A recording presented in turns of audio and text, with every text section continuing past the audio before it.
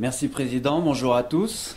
Écoutez, on va commencer donc par une petite analyse des cours, effectivement sur l'aspect historique et puis sur l'aspect un petit peu plus futur, court terme et long terme. On essaiera de laisser un petit peu de temps pour les questions également. Alors, ce qui est intéressant, c'est que l'année 2011 a été particulièrement intéressante sur le plan sucrier pour plusieurs éléments. D'une part, je dirais sur une question des prix, et puis également sur une question de pourquoi cette génération des prix élevés en 2011. Et là, on va s'apercevoir qu'il y a un élément assez marquant. Alors, justement, si je dirais, on parcourt un petit peu cette année 2011, je dirais que le fait le plus frappant, ça a été le recul du Brésil. Et ça, c'est vrai que c'était très peu anticipé. C'est un événement totalement, je dirais, dans la décade précédente, totalement exceptionnel, et ça a généré en grande partie, je dirais, l'évolution des cours qu'on a eu en 2011. Après, il y a d'autres éléments, je dirais, qui sont un petit peu corrélés, mais qui sont tout à fait aussi intéressants. On a un rebond des productions asiatiques, notamment la production thaï, mais également la production indienne. Autre élément à la fois corrélé mais également tout à fait marquant de cette année 2011, on a un retour de la betterave en Russie et en Europe, un retour marqué avec des cultures qui ont été très très fortes, notamment sur la Russie, l'Ukraine, je dirais toute la zone CIS en général. Également, en fait, je dirais qui nous affecte au quotidien, c'est qu'on a un marché de plus en plus impacté par l'environnement macroéconomique, que ce soit, je dirais, l'environnement des marchés d'actions, par exemple, mais également des marchés d'obligations, plus récemment avec la crise des dettes souveraines, et puis également le forex, c'est-à-dire tous les échanges monétaires qui vont également impacter, je dirais, de façon très très forte la rémunération des acteurs, bien sûr, et au-delà de ça, les cours en dollars. Et puis finalement, la résultante de tous ces éléments-là, je dirais un petit peu contre toute attente, c'est des prix qui sont restés très élevés sur toute une partie de l'année et encore aujourd'hui. Alors, ma présentation, ce sera d'abord une vision sur les cours, ensuite une vision sur les fondamentaux du marché pour poursuivre sur, je dirais, les éléments plus externes comme les éléments monétaires ou les éléments d'économie mondiale. Et puis ensuite, là justement, une ouverture un peu plus importante, on pourra laisser place aux questions, les perspectives. Alors, si on regarde les cours, donc courbe tout à fait classique mais tout à fait riche d'enseignements, qui nous montre finalement deux choses. Déjà, on a une augmentation, effectivement, comme le soulignait le président, une augmentation de la valeur absolue des cours. Hein. Si on regarde sur la première décade, le premier quinquennat 2000, on avait une moyenne des cours à 7,5 cents en livres donc pour les sucres roux cotés à New York. Finalement, de 2005 à 2010, on a presque vu un doublement de ces cours avec une moyenne à 12,5 cents et puis déjà une volatilité du marché plus forte. On sent déjà un marché plus bouillonnant. Et puis là, à partir de 2010, une explosion des cours et finalement, on est presque 25 cents de moyenne depuis le début de l'année 2010. Alors, si on regarde un petit peu, chaque fois ça correspond à des crises ou à des faits fondamentaux ou macroéconomiques d'ailleurs tout à fait particuliers. Alors le premier là-bas en 2001, c'était une sécheresse du Brésil. Voilà, donc sécheresse du Brésil, moins de sucre que prévu et les cours ont monté à 10 cents. Ensuite, on traverse une grande période de surplus chronique avec une période aussi de réal, la monnaie brésilienne très très faible, pour finalement réaugmenter après 2 années de déficit en 2006. Donc ça c'est la première crise indienne. Hein. L'Inde était revenue à une production de, je dirais, 13,5 millions de tonnes. Et là on a eu déjà un premier, je dirais, goulot d'étranglement sur le sourcing du sucre qui a provoqué cette montée des cours à 20 cents. Après on a un petit élément assez intéressant. C'est celui-là, c'est ce petit pic qui correspond en fait non pas à une crise des fondamentaux sucre, mais une crise des fondamentaux agricoles en général. Et notamment, c'est le moment où on a vu un blé, un maïs très très cher, ce qui a augmenté le prix du sucre de façon corrélée. Donc c'est toujours intéressant, malgré le fait qu'on était en surplus. Bon, ensuite on a l'épisode Lehman Brothers, qui finalement a eu relativement peu d'impact sur les cours de sucre. Et là, on rentre dans une période de grande volatilité qui est liée à des déficits sur le marché. Et notamment, première crise de l'Inde de 2009-10, avec une production de 12 millions de tonnes, qui s'est finalement avérée pas aussi catastrophique qu'on avait prévu sur les marchés parce qu'en contrepartie, le Brésil a beaucoup produit. Donc on a eu un effondrement des cours qui s'est produit finalement de manière très très rapide pour remonter par la suite sur un enchaînement, je dirais, alors là vraiment de catastrophes climatiques, notamment en Russie où on a vu une culture beaucoup moins bonne qu'anticipée, en Australie également où c'était là 25% de la canne n'avait pas pu être récoltée pour des questions d'inondation. Donc un petit peu un cumul de facteurs qui avait créé une forte tension sur les marchés, puis de nouveau un écroulement des cours, et là on voit déjà cette cyclicité apparaître finalement, mais qui est une cyclicité fondamentale. Je dirais, est-ce qu'on peut la caractériser comme volatilité? C'est pas sûr. Pour repartir par la hausse, et ça c'est le phénomène qu'on a vu cet été, c'est finalement un marché qui se rend compte que le Brésil ne sera peut-être pas au rendez-vous et on va avoir une forte diminution de la production brésilienne, ce qui est, je dirais, pour les acteurs du marché un choc, parce que ça fait 10 ans que tout le monde compte sur le Brésil, ça fait 10 ans que finalement le Brésil est au-delà des expectatives, et cette année on l'a vu un petit peu s'écrouler. Alors ce qui est intéressant, c'est sur ce mouvement-là, en réalité, ce qu'on price en termes de marché, hein, c'est le fait qu'on a sur le marché mondial une cyclicité très forte de l'hémisphère sud via l'hémisphère nord. C'est-à-dire l'hémisphère sud est l'hémisphère exportatrice et l'hémisphère nord est l'hémisphère importatrice d'une manière générale. Ce qui fait que pendant l'été, je dirais, de l'hémisphère nord, l'hiver de l'hémisphère sud, on a beaucoup de sucre disponible puisque le Brésil est là, le Brésil produit, il peut exporter jusqu'à 2,5, 3 millions de tonnes par mois. Donc il n'y a jamais de problème je dirais que d'une manière générale, de juin à octobre, il n'y a jamais de problème de sourcing sucrier. Le problème, ça commence après. Une fois que le Brésil a produit, alors les stocks sont là, mais pour combien de temps ils sont là? Et je dirais que maintenant, en termes de marché, la période vraiment cruciale, c'est de février à mars. C'est-à-dire que c'est la fin de la récolte brésilienne, et c'est toujours le moment où on va se poser, est-ce qu'il y aura assez de sucre? Et si on regarde, toutes les augmentations finalement ont été en vision de cette prévision-là. Et cette question cruciale pour les acteurs du marché, est-ce que le Brésil aura assez de sucre pour faire le joint avec sa nouvelle campagne? Et ça, je dirais que c'est quelque chose de structurel. C'est un élément qu'on aura de toute façon probablement pour longtemps, mais je pense qu'il va s'assoupir d'une certaine façon, mais qui est lié à l'énormité du Brésil vis-à-vis du marché mondial, et notamment du marché mondial du rouge. C'est-à-dire c'est 10 ans de croissance brésilienne, c'est 10 ans de puissance brésilienne sur le marché mondial, qui fait que lui-même, par sa propre cyclicité, finalement impacte la cyclicité mondiale du sucre, des prix du sucre. Bon, ça je vais vous passer parce que finalement c'est un petit peu un focus. C'est vraiment intéressant, c'est que cette remontée, on la voit, et qu'elle était finalement relativement peu expectée par la plupart des acteurs, et qui est due justement, donc sur les fondamentaux du marché, à ce recul du Brésil. Alors, quand on regarde les fondamentaux du sucre sur une base année calendaire, alors c'est là où ça commence à être... Généralement, il ne faut pas trop regarder sur une base année parce que c'est justement les mois qui comptent plus que les années en termes de rencontre entre l'offre et la demande. Mais si on regarde quand même, ce qu'on s'aperçoit, c'est que 2011, finalement, il y a eu un surplus de sucre. Et pourtant, on est monté jusqu'à 30 cents. Alors pourquoi ça? C'est justement parce que le surplus de sucre, ça ne veut pas dire qu'il y a du sucre disponible. Ça peut être dans des pays qui vont stocker le sucre, ça peut être dans des pays qui n'ont pas la possibilité d'exporter le sucre, c'est tout ce qui est sucre politique. Finalement, le sucre est là, mais la réglementation n'autorise pas à l'exporter, typiquement en Union européenne par exemple, ou en Inde également. En Inde, il peut y avoir un excédent, mais le gouvernement peut dire, moi je le garde pour mes consommateurs, je ne veux pas une inflation dans mon pays sur le sucre, je veux un prix domestique indien plus bas que le prix du marché mondial. Ça, c'est des choses assez exceptionnelles qu'on n'aurait pas pu penser avant, mais qui existent maintenant. Donc encore une fois, un surplus n'engendre pas forcément une capacité à répondre à la demande. Et c'est ce qu'on a vu en 2011.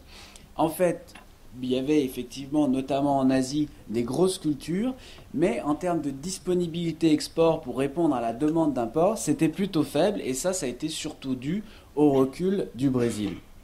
D'autre part, il y a clairement une augmentation des coûts de production, un renforcement également de monnaies comme le réal brésilien, ce qui conduit aussi les opérateurs à, je dirais, exporter, mais à être très très vigilants sur leur calcul de coût de revient et sur leur possibilité de vendre à des cours élevés. Donc finalement, en 2011, année de surplus certes, mais qui a engendré des prix élevés. Et également, ce surplus, il est venu surtout sur la fin de l'année. C'est-à-dire qu'il est venu finalement quand les récoltes de l'hémisphère nord ont commencé, c'est-à-dire, je dirais, entre septembre et octobre, notamment les récoltes betteravières, mais également les récoltes cannières, avec la récolte taille qu'on attendait et qui devrait être assez importante. Alors, le Brésil, justement, question cruciale finalement pour nous, est-ce que le Brésil est rentré dans une ère de déclin ou est-ce qu'il a éternué cette année? Alors, première chose déjà importante, c'est la deuxième année, finalement, que la canne disponible a diminué au Brésil. En fait, le Brésil était dans une situation totalement exceptionnelle, qu'elle avait plus de canne que de capacité industrielle. Ce qui fait que ça générait ce qu'ils appellent de la canna bissada, c'est-à-dire de la canne qui aurait dû être récoltée, mais qui n'a pas pu être pour faute de capacité industrielle. Donc ça, c'était un petit peu pendant les années 8, 9 et 9, 10.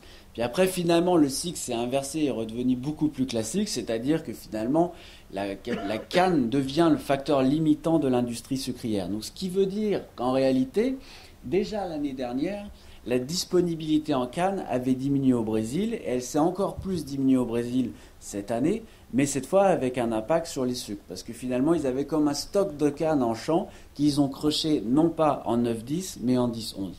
Alors pourquoi cette baisse du Brésil? Alors d'une part, moins d'expansion. Ça c'est clair qu'on ne retrouve pas les niveaux d'expansion en surface de 3 à 4% qu'on avait, je dirais, entre 2000 et 2006. Moins d'expansion. C'est vrai, des facteurs conjoncturels cette année, un climat particulièrement difficile pour la canne, avec des gelées notamment, qui a entraîné une floraison de la canne et donc des difficultés en termes notamment de richesse en sucre, mais également en termes de rendement.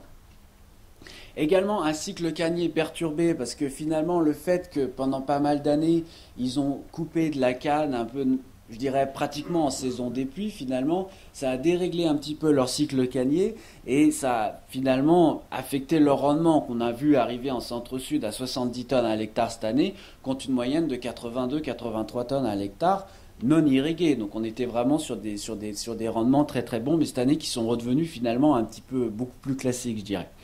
Ça, c'est pour les facteurs conjoncturels. Grossièrement, le climat et ce cycle cannier, je dirais, un petit peu déphasé. Maintenant, les facteurs structurels sont très importants. C'est-à-dire finalement, on a une industrie en pleine maturation, donc qui connaît des contraintes environnementales qu'elle n'avait pas avant. Donc maintenant, c'est la mécanisation, c'est des espèces de modernisation comme ça, mais qui sont coûteuses, une législation environnement plus importante, une expansion aussi plus loin des ports, hein, on est loin de l'expansion brésilienne dans le cœur de Sao Paulo. Maintenant, il faut aller chercher des terres dans le Mato Grosso, dans le Goiás, ce qui fait des coûts logistiques qui sont très importants.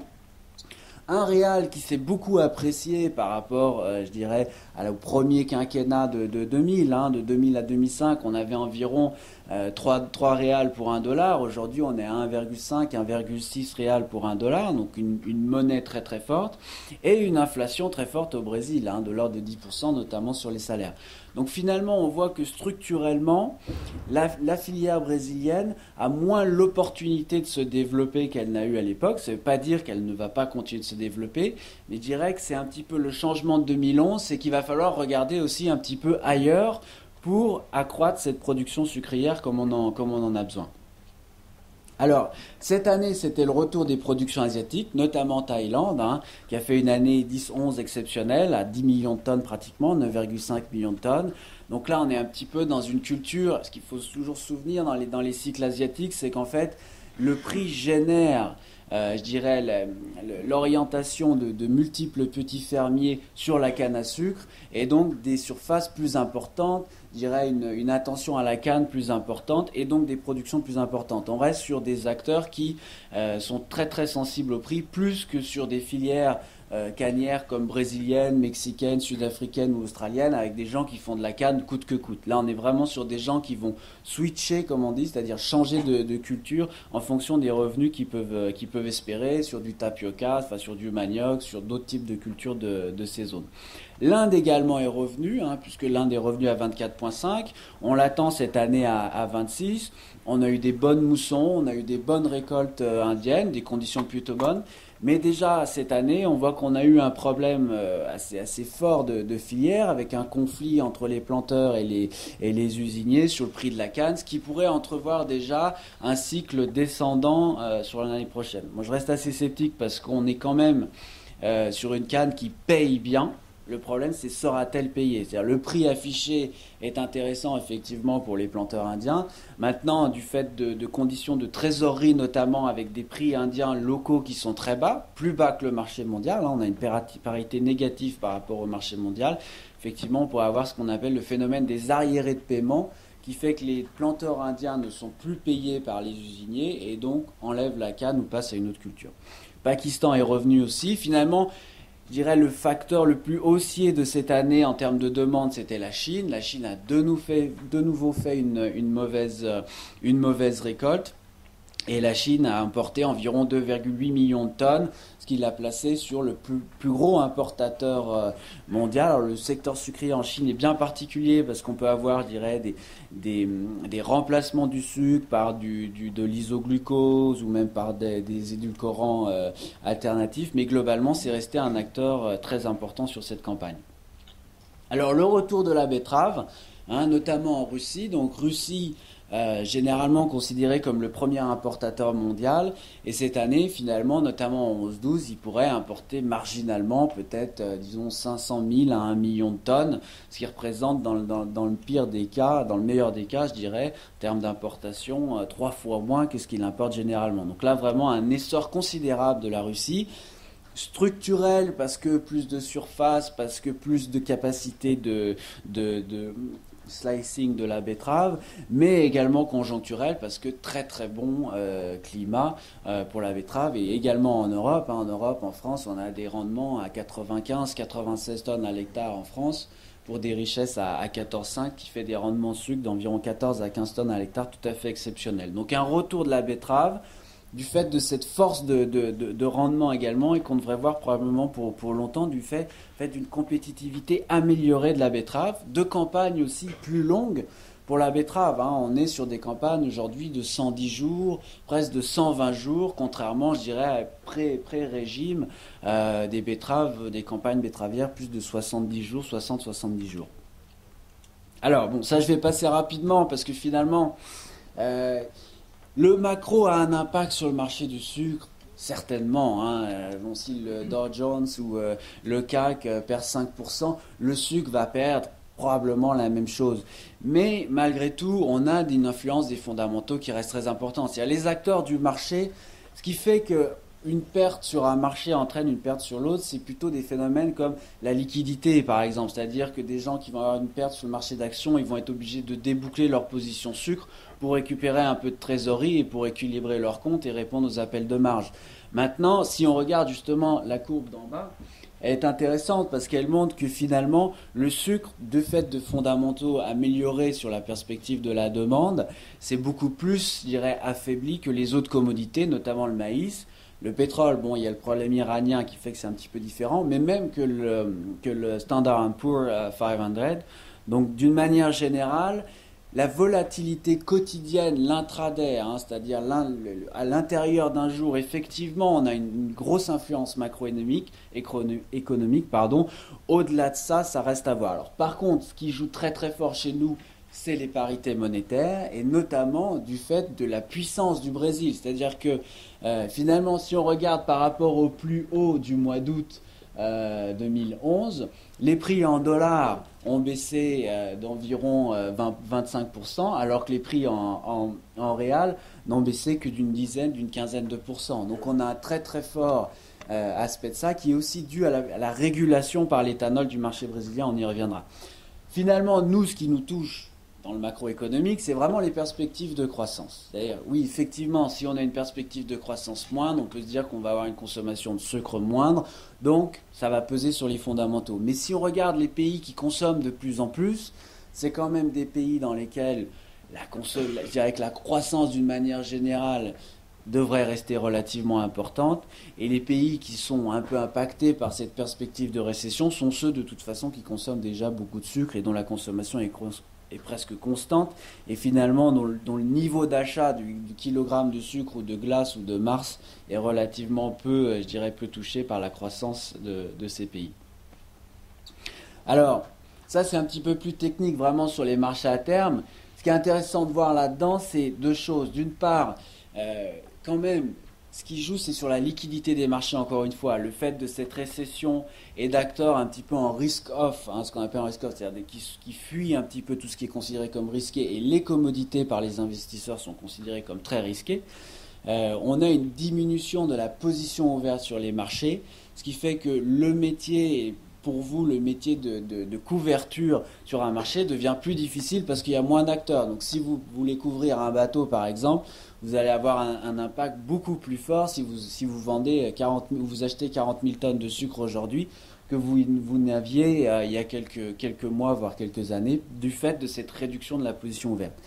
Et par ailleurs, la position non commerciale, donc entre guillemets la position spéculative sur les marchés, a beaucoup baissé. Alors c'est vrai qu'elle a une part très forte dans le marché, bien sûr, et elle est en partie, je dirais, liée, cette baisse qu'on a aujourd'hui, elle est en partie liée à la revente des positions longues des fonds, mais elle a été très très bien absorbée, et on pense d'ailleurs qu'elle a été en partie absorbée par des achats chinois. Donc il y a un échange de toute façon entre la spéculation et les gens qui font vraiment de la couverture sur les marchés, ce qui fait que l'impact est important, mais il représente aussi les fondamentaux.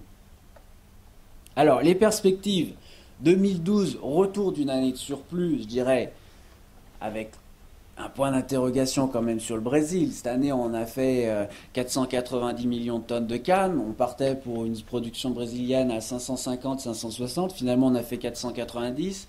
Aujourd'hui, on a des estimations entre 470 et 560 pratiquement.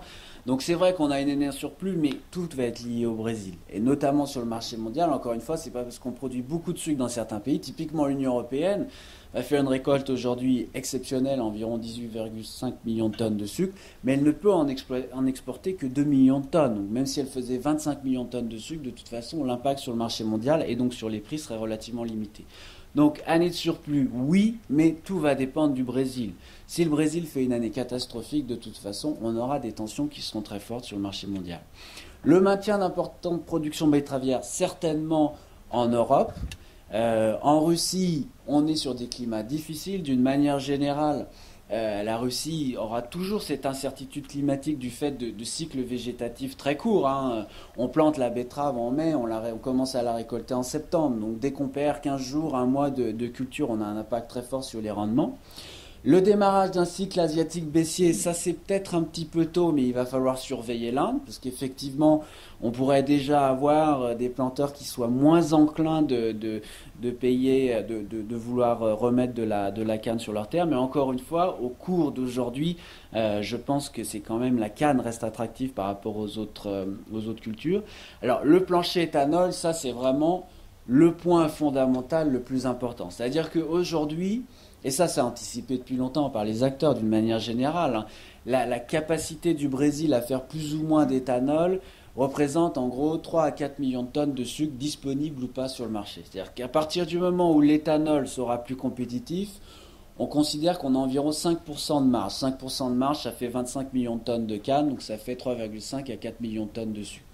Donc on peut être dans une année de surplus, et finalement avoir des prix qui effectivement tutoient, je dirais, le plancher éthanol, c'est-à-dire la perspective de rentabilité de l'éthanol, et avoir très rapidement moins de sucre disponible du fait d'une orientation de la canne vers l'éthanol. L'éthanol vole de la canne au sucre en quelque sorte, et ça c'est un phénomène très fort. À l'inverse, cette année, on a eu un ratio sucre-éthanol très très en faveur du sucre, et c'est ce qui a un petit peu sauvé la filière, parce que sinon on aurait eu des coûts très élevés.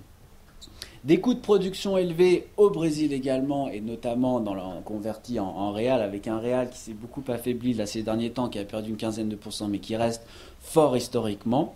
Et le renforcement du dollar, un petit peu l'effet macro qu'on pourrait avoir, c'est le marché de New York et de Londres étant coté en dollars. Un renforcement du dollar entraînerait obligatoirement une diminution du coût de production des sucres. Ça, c'est un petit peu une mécanique très, très huilée sur les marchés. Au-delà, je dirais, de cette perspective-là, le monde s'accroît, les revenus s'accroissent, donc de plus en plus de sucre. Ça, on le sent bien depuis, je dirais, 2006-2007. On a vraiment une pression avec une demande de plus en plus forte. Un petit peu l'écroulement on paye l'écroulement du mur de Berlin et la rentrée d'une multitude de pays dans un système d'économie de marché. Donc il faudra en gros 30 à 40 millions, c'est ce qu'on estime, avec une croissance à 1,5-2% par an, de 30 à 40 millions de tonnes de sucre en plus horizon 2020. Alors, où ça va se faire? Comment ça va se faire? Et qu'est-ce qui va le faire finalement? Parce que du sucre, déjà, on fait du sucre à partir d'autre chose que de la canne et de la betterave. Alors, où ça va se faire? Au Brésil, c'est sûr, on va avoir une augmentation organique, notamment ce qu'on appelle organique, c'est-à-dire sans forcément des nouveaux moulins, mais avec, je dirais, une augmentation des surfaces, une augmentation des rendements au Brésil, mais peut-être pas à la hauteur de ça. C'est-à-dire qu'il va falloir de toute façon avoir d'autres pays, je dirais, qui se mettent dans cette mécanique-là de croissance. Ça peut être l'Union européenne, notamment si elle déverrouille les quotas, et c'est une perspective qu'on a pour 2020, l'Union européenne pourrait facilement produire 3 à 4 millions de tonnes de sucre en plus, notamment en considérant que si elle déverrouille les quotas, on va avoir le blé va manger un peu le blé via l'isoglucose va manger un peu probablement de part de marché sucre de betterave. Donc on aura d'autant plus de disponibilité. Ça peut être dans d'autres zones, hein, je dirais que le cocktail pour faire un bon projet sucrier, c'est stabilité politique. Bon, ça commence à être une ressource rare. Logistique, bonne terre, bon climat. Il n'y a pas non plus 20 millions d'endroits pour faire du sucre. En Australie, ils sont bloqués. En Thaïlande, les surfaces sont déjà au maximum. Bon, il reste l'Afrique, c'est vrai, ça on connaît bien dans ce forum-là, mais il y a des questions de logistique, il y a des questions de coûts, il y a des questions de stabilité politique. Est-ce que ça attire les investisseurs ou pas? Après, bien sûr, il y a le Brésil, il y a le Mexique, il y a l'Afrique du Sud. Bon, il reste tout un petit peu de pays qui vont finalement, et c'est ça, je dirais, qui est peut-être plus intéressant sur la prochaine décade que sur celle passée, c'est que tout le monde devrait progresser un petit peu et tout le monde devrait arriver à expandre pour répondre à cette demande. Maintenant, je dirais, les menaces qu'on peut avoir sur ce marché, c'est si, par exemple, on avait un phénomène qui se passait comme ce qui s'est passé dans les années 90, c'est-à-dire que le Brésil laisse tomber son programme éthanol. Si le Brésil laisse tomber son programme éthanol, on a quasiment 25 millions de tonnes de sucre qui arrivent très rapidement. Donc ça, ce serait un peu un scénario pour les prix qui serait pas optimal. Ou par exemple que les Américains fassent moins d'éthanol, exportent plus de maïs et que le maïs soit transformé à destination en isoglucose, qui est aussi une menace un petit peu sur une perspective de prix élevé. Et donc des solutions non sucrières à l'appétit du sucre, effectivement, c'est l'isoglucose, c'est l'isoglucose base maïs comme on a en Chine. En Chine, la production n'augmente pas beaucoup, mais c'est essentiellement en fait la production de HFCSF, comme on appelle ça, qui va prendre une partie du marché du sucre. Et c'est également les édulcorants intenses du type stevia, des choses comme ça, qui auront une part à jouer, notamment en cas de prix de sucre cher. Et c'est ce qu'on voit notamment en Afrique, c'est-à-dire que finalement, l'édulcorant est utilisé comme une source de pouvoir sucrant dans les boissons, moins cher que le sucre. Peut-être il y aura une part aussi de ce type d'opération sur la prochaine décade. Voilà, je vous remercie.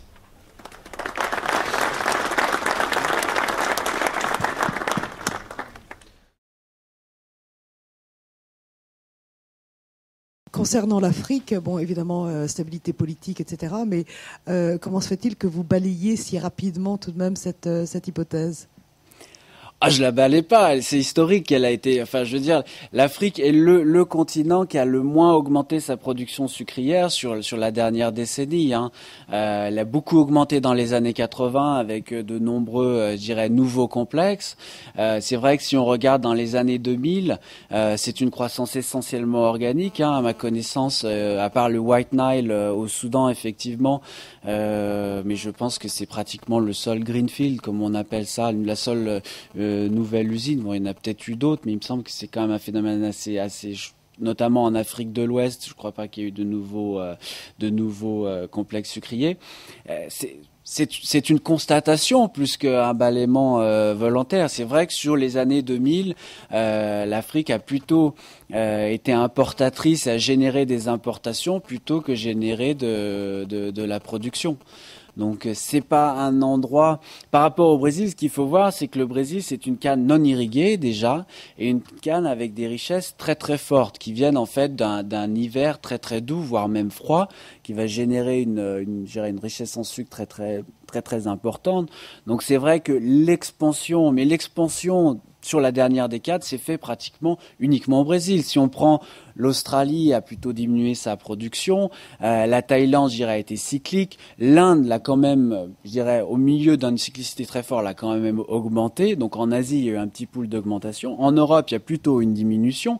Dans les Caraïbes, il y a plutôt une diminution, notamment Cuba. Cuba, a disparu pratiquement de la carte sucrière, alors que ce fut encore au début des années 90, le plus gros exportateur mondial, pratiquement. Donc c'est pas un cas isolé, je veux dire, c'est correspond à un phénomène assez mondial, que les efforts de croissance ont surtout été portés sur l'Amérique du Sud. Et c'est vrai que force est de constater qu'aujourd'hui en Afrique il n'y a pas eu une expansion énorme. En Angola il y a un projet Odebrecht d'un nouveau moulin qui devrait apparaître. Bonjour. Auriez-vous quelques informations concernant le coût de production de ces différents pays dont vous nous avez parlé ? Oui, on a des infos, ça, parce qu'on calcule. Alors, effectivement, dans le coût de production, il faut toujours différencier deux types de filières. Soit la filière, elle achète la canne à des planteurs, donc dans le coût de production, il y a un prix, qui est le prix de la canne. Soit on est sur des filières plus intégrées, où on calcule le vrai coût de production, c'est-à-dire coût de production de la canne, plus coût de production du moulin. Parce qu'en fait, dans beaucoup de pays, le coût de production de la canne, enfin le prix de la canne est fonction du marché mondial. Donc, alors si on regarde par exemple aujourd'hui un pays comme le Brésil, quand on tourne avec un réal à 1,7, 1,8, on est entre 20 et 21 cents de coût de production, 70% pour la partie canne. On compte environ 30 réals pour tout ce qui est culture canne par tonne. Il y a un coût très fort de location de la terre. La terre devient très chère au Brésil. C'est un des coûts qui a je dirais, surenchéri le coût de production au Brésil. En Thaïlande, je dirais, on est à 1000 bahts environ la tonne. Ça fait environ 35 $ la tonne de canne. Donc on tourne également sur une vision, je dirais, $500, $550 sur des prix ex-1000. Donc après, il y a encore la logistique, le coût de phobbing auquel il faut ajouter. Les pays les plus compétitifs, alors l'Union européenne cette année a été très compétitive parce qu'elle fait quand même 95 tonnes de betteraves, 14 tonnes de sucre, donc on est vraiment on écrase beaucoup en fait les coûts du fait de cette rentabilité très importante. Le Guatemala reste aussi un pays petit producteur sucrier mais exportateur important qui bénéficie d'une situation logistique un peu pas optimale, je dirais, des coûts logistiques assez élevés, mais sont des pays, je dirais, assez compétitifs. En betterave, vous seriez à quel niveau, si on devait donner un chiffre pour l'Union européenne ? Ça, c'est difficile à dire. Si vous prenez le prix de la betterave qui va être payé cette année, c'est relativement élevé parce que le prix de la betterave est fonction du prix du sucre qui lui-même est important. Donc, mais si on prend les coûts, vraiment les coûts, et en incluant les coûts fixes, on est de l'ordre de $500, de $550 par tonne. Donc, et on souffre d'une parité euro, là, qui pourrait s'affaiblir compte tenu de l'environnement macroéconomique, qui donnerait énormément de souffle à la compétitivité de la betterave européenne. Si on repassait sur un euro à 1,10, 1,15, on aurait autant de gains en termes de compétitivité. Je dirais que cette moindre compétitivité du Brésil a généré beaucoup d'espoir et génère beaucoup d'espoir. Là, je pense qu'on rentre dans une décade un peu différente, à moins d'un nouvel écroulement du réal, d'un nouvel ajustement monétaire. Mais sinon, c'est de nouveau pour les betteraviers, pour les canniers les Australiens. Les Australiens, pendant 10 ans, les planteurs australiens fuyaient la canne, essayaient de faire de la crevette, du bananier. Il y avait tout un programme de réajustement de leur production. Et là, malgré des récoltes très mauvaises, malgré un dollar australien très fort aussi d'ailleurs, on retrouvait un espoir. Et d'ailleurs, c'est pour ça qu'aujourd'hui, toutes ces usines sont rachetées par des groupes asiatiques type Cofco, type Wilmar ou même des groupes Thai, qui voient vraiment en Australie un point très crucial pour fournir les marchés en croissance asiatiques. Qu'on a un renouveau finalement de l'industrie sucrière australienne qui pendant 10 ans a été présentée comme quasiment finissante. Ok, une dernière question avant de passer à la présentation suivante, s'il y en a une. 2 questions, je sais pas. Ok, très bien. Écoutez... Une question pour Olivier. Olivier, tu vas pas parler, c'est peut-être des perspectives encore un peu plus lointaines, mais la suite du régime sucre européen et les perspectives éventuellement d'une suppression des quotas sur la production européenne et sur une augmentation de la production de sucre en Europe dans les années qui viennent. Est-ce que c'est des choses sur lesquelles vous avez réfléchi ou Alors, c'est des choses qui aujourd'hui font objet d'un combat politique très fort entre la filière et la Commission, le Conseil d'État européen. Bon, il y a beaucoup de débats. Ça s'inscrit déjà dans le renouvellement de la PAC en 2015. Donc, il y a les quotas laitiers, il y a aussi beaucoup de choses. C'est un débat qui est important parce qu'effectivement, l'Union européenne a considérablement diminué sa production en 2006. Et ses exportations notamment. Si on a une suppression des quotas, on aurait d'emblée finalement une suppression de ce qu'on appelle le plafond OMC, c'est-à-dire l'Europe est interdite d'exporter plus que 1,4 million de tonnes par an. Je pense que c'est une vision très politique, c'est un débat un peu épineux, mais je pense que la Commission, en tout cas, est déterminée à faire sauter le système des quotas, comme elle l'a fait pour d'autres secteurs en agriculture européenne. Et effectivement, ça va entraîner 2 choses, je pense. La possibilité pour les Européens de produire plus et donc de vendre plus à l'export, mais également probablement moins d'imports sur le marché européen du fait de cet accroissement de la production betteravière et donc de faire sauter les quotas en quelque sorte. Je pense notamment aux pays ACP, PMA qui auront peut-être moins de parts de marché sur l'Union européenne. Le raffinage en Europe également va subir des transformations importantes. Et puis, 3e phénomène, une certaine augmentation, je dirais, de la production d'isoglucose base blé. Pour prendre des parts de marché sur la production de betteravière. Pas énormément, mais ça fait partie, je dirais, c'est les 3 phénomènes qu'on peut voir. Plus d'export, moins d'import et moins de consommation domestique base sucre de betterave.